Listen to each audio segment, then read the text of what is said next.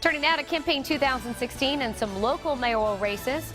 We were actually hoping to have two local mayors in our studio this morning. North Providence Mayor Charles Lombardi had to cancel his appearance, but we're happy to welcome Central Falls Mayor James Diossa live in our studio this morning. Good morning to you. Good morning. Thank you for having me here today. All right, you're welcome. So you announced you are going to run for re-election. Let's talk about some of the accomplishments that you believe you've made since you took office. Yeah, well, I can't believe I'm coming into my last re-election. We have term limits in Central Falls, so it's 2.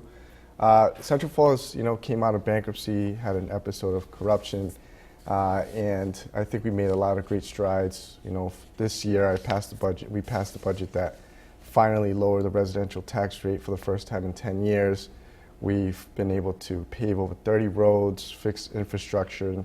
The city has partnered up with the school department to create a tutoring center where it would give tutoring opportunities to any kid in Central Falls after school. We've really focused ourselves on community policing. We know how important that is to develop a relationship. And I think the most important thing for Central Falls is there is now stability and predictability in the future of Central Falls. Real quickly, what do you think still has to be addressed, though? Some of the things you want to tackle. So one of the biggest things is we as Pawtucket and Central Falls working together, we believe in mass transportation. So we're really working hard to bring a commuter rail into this area. And we know how important this is in transforming local communities. This is the biggest challenge that we have, is hopefully getting this approval by the federal government on a grant that will help us build this train station. You talk about this train station. What would it do to benefit your residents specifically? I think it would give access to the Boston market, to the Providence market, not only for work, but for also education purposes.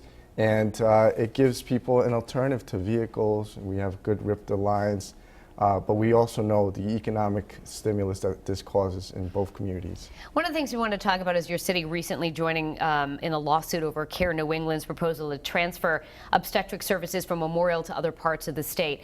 And that's set to take effect this summer. So where do things sort of stand from there? Well, we're still having conversations, the mayor and I, with a lawyer. We know how important it is to have a health facility available to our residents. So we're looking at every way to try to slow what's going on at Memorial without too much information that we have readily at our hands.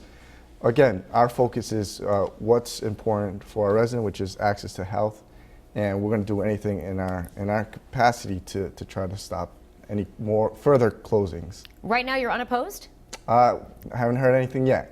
Any rumblings of any potential opponents yet? I'm sure there is, but I think the residents, I think the state of Rhode Island should be very proud of Central Falls, the fact that it was able to turn the corner really quickly after a long bankruptcy.